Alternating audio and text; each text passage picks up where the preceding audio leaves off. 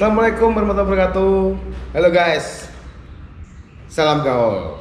Selamat datang kembali di channel Dokter Gaul. Nih dokter dari sebelah saya. Hai, assalamualaikum, salam sejahtera untuk kita semua. Tuh. Hari ini saya ditemani Mas Bom Bom Wardana. Ya, jadi kali ini saya akan berposisi sebagai host. Nah, untuk menemani kalian Podcast. Ya, podcast dan betul. Untuk menemani kalian bincang-bincang siang kali ini, ya kan? Oke dok, kita nggak usah lama-lama daripada nanti penggemar menunggu-nunggu. Hari ini kita mau bahas apa dok? Gini, kita mau sedikit bahas tentang perjalanan kita touring beberapa hari yang lalu. Kemarin ya? Iya, kemarin Mas. Lalu? Ya, hari Sabtu Minggu kemarin kan kita touring ya. Mas Bambang juga ikut. Kita kemarin itu pergi ke dataran tinggi di puncak Telomoyo. Puncak Ya, Telomoyo. Telomoyo itu kurang lebih 1.800 meter di atas permukaan laut kalau nggak salah. MDPL. Nah, lumayan dingin berarti ya? ya, ingat nggak kemarin waktu kita lagi pas nyampe di puncak itu? Ingat nggak Mas Dodi kemarin itu? Mas Dodi kemarin dia sempat ngeluh. Tiba-tiba dia hidungnya buntu. Oh gitu. Kan dingin kan kemarin cuacanya ya. Cuaca dingin, dia ngeluh hidungnya agak-agak buntu kayak gitu. Terus kemarin dia nanya, "Dok, kenapa nih hidung kok tiba-tiba buntu ini?" Memang biasa waktu cuacanya dingin itu dia sering hidungnya buntu bergantian. Dia nanya, "Itu alergi bukan dok?" Oh gitu. Iya. Terus? Masih ingat nggak Mas Dodi kemarin tuh ya? Iya ya. Iya. Tapi kan belum jawab Pak waktu itu. Oke, belum. Waktu itu memang kita lagi asik Repot nikmati Foto-foto pemandangan di puncak Telomoyo. Belum Asik lagi ngopi. ada apa namanya kemarin itu beberapa Kantoling. insiden. Ya itu kan. Kantoling. Jadi nggak sempet kita kemarin ngobrol di puncak Telomoyo kemarin. Terus ini jadi mau dijawab sekarang gitu dok? Oke, boleh nanti kita sharing aja sedikit tentang keluhan hidung yang tersumbat bergantian, terutama waktu cuacanya dingin. Yang pasti kita jawab yang pertama adalah bahwa keluhan itu bukan Itu masuk ke alergi nggak dok? bukan. Jadi memang keluhan hidung tersumbat itu kadang-kadang orang pikir itu alergi. Padahal sebenarnya itu Tidak bukan melulu, alergi, tidak tetapi melulu. memang gejala-gejalanya itu mirip seperti orang alergi. Tapi belum pasti, belum tentu Ya. alergi ya. Ya. Nggak melulu alergi. Jadi kalau gitu. kita di medis biasa sebut itu adalah suatu penyakit yang namanya rinitis vasomotor. Oh, paham. Wajar. Siap dan siap. Mas, Saya kan host di sini. ya Mas Bambang Ada kan, tisu dan kalau keringetan panas nggak apa di lap. ya Santai maklum aja. nih kita ini di Kita lagi di teras ya. di teras bawah. lagi santai-santai sambil ngobrol aja. menikmati suasana Oke. panas ya. Terus gimana dok? Jadi sebenarnya rinitis vasomotor itu suatu kelainan yang idiopatik. Idiopatik itu sebenarnya tidak jelas penyebabnya. Oh gitu. Ya, tidak jelas penyebabnya. Kalau nggak jelas gimana? Jadi yang jelas satu, dia tidak ada tanda-tanda infeksi, ya kan? Gitu. Kemudian dia tidak pernah punya riwayat penyakit alergi. Oh gitu. Manifestasi alergi itu macam-macam.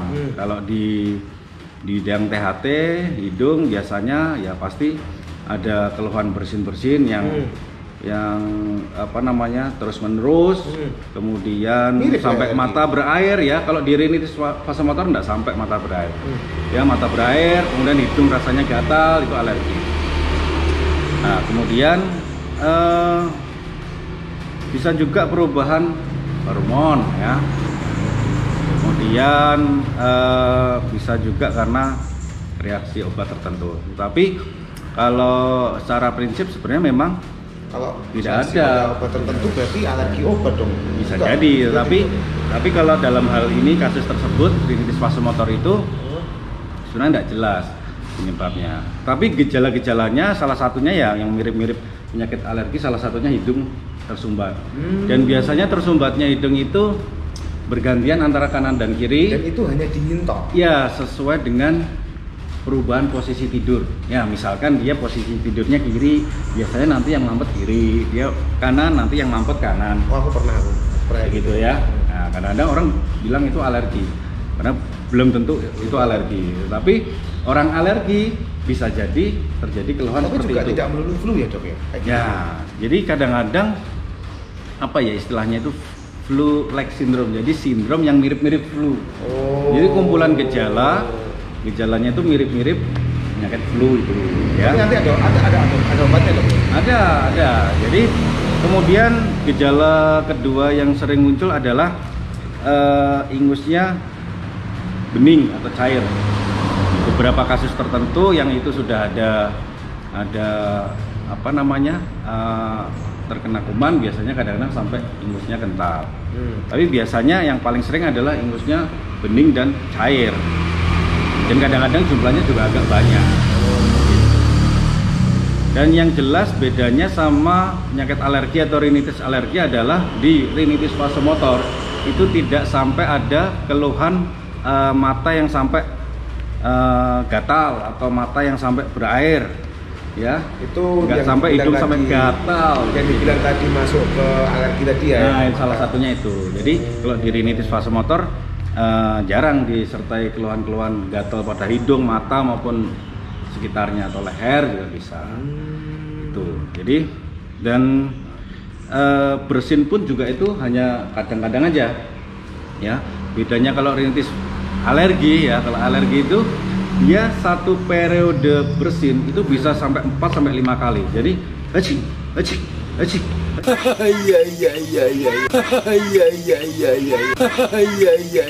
Jadi sampai itu yang berkali-kali itu yang alergi. Oh, yang alergi. Yang alergi itu ada periode bersinnya yang berulang-ulang dalam satu waktu tertentu.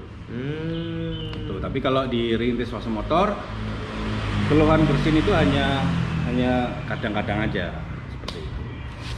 Oh gitu. Jadi kadang-kadang kan pasien itu juga sampai mengeluh kayak ada ingus yang sampai ngalir ke tenggorok. Jadi karena wajar, karena hidung dan tenggorok kan juga satu saluran itu Mas Bomo.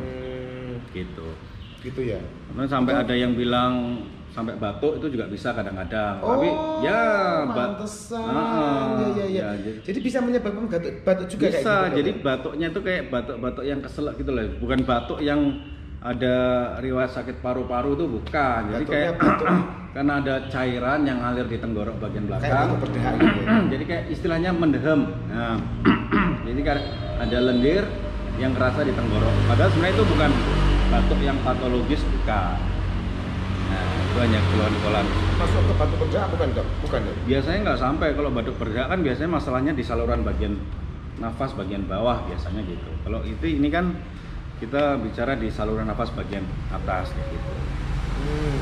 Kalau ini dok, gejala-gejalanya apa aja dok? Itu apakah bisa terjadi hanya pas waktu malam tidur dok? Atau mungkin katakanlah gini, kita sore pun atau siang pun jika kita merasakan dingin, maksudnya memang cuacanya dingin ya, bisa nggak terjadi kayak gitu gejala seperti itu? Jadi gejala-gejala itu gejalanya apa aja itu? Maaf guys, jadi karena ini di teras jadi berisik. Lupa guys. Jadi gejala-gejala yang muncul itu terutama itu memburuknya itu pada saat pagi hari bangun tidur ya, karena saat itu udaranya bisa aja karena juga udaranya yang lembab itu juga bisa. Jadi pagi kan biasanya kita bangun kan hawanya masih dingin, tiba-tiba mampet atau udaranya yang agak lembab itu juga bisa. Nah itu yang saya tanyakan, maksudnya apa memang selalu pagi? Sorry guys, lagi di pinggir jalan biasa. Kita menikmati suasana jalan juga. Jadi motor lalu lalang biasa. Kadang kalau ada iklan kita berhenti dulu, apa ya, ganggu dikit ya. Itu tadi, jadi terutama kalau pas cuacanya dingin ya, terutama sih pagi hari, nanti agak siangan dikit, dia hidungnya nggak tersumbat lagi. Iya, khasnya seperti itu. Dok, saya kalau pagi mampet, bangun tidur, nanti paling jam 9, jam 10 itu sudah nggak mampet lagi. Nah itu khas, namanya rinitis vasomotor. Gitu. Kayaknya aku itu deh. Mirip-mirip kan? Pernah ngerasain ya. Emang kadang-kadang kasus kasus seperti itu tuh sering terjadi di masyarakat kita, cuman ya kebanyakan karena dianggap dianggap yang sepele. Mungkin keluhan-keluhan yang sepele, yang sehari-hari, jadi nggak terlalu dipikirkan. Tapi memang itu berbahaya nggak sih, Dok? Oke, kalau dibiarkan ya pasti akan mengganggu, terutama bisa mengganggu aktivitas, itu pasti juga bisa. Karena kalau bahaya sekali mungkin dalam waktu sesaat itu enggak kali ya, tapi kalau dalam jangka waktu panjang, keluhan-keluhan seperti itu akan menyebabkan sumbatan-sumbatan di saluran hidung menuju ke rongga-rongga sinus bisa aja jadi buntu, jadi sinusitis, jadi nanti bisa kelainan komplikasi ke mata atau ke otak mungkin juga bisa. Berarti memang harus ya kalau dibiarin ya pasti lama-kelamaan akan timbul keluhan-keluhan yang lebih berat gitu. Berarti memang harus diobati, Dok? Ya, sebaiknya maksudnya seperti itu. Kan kadang kan seperti itu sehingga orang kan nganggapnya sepele karena apa? Karena mikirnya, ini udah biasa terjadi. Paling nanti siang udah hilang. Iya, biasanya. Tapi kalau setiap hari seperti itu kan nggak enak juga. Iya, mengganggu juga gitu, Dok, iya. kan? Berarti memang harus diobati, Dok, ya? Sebaiknya seperti itu.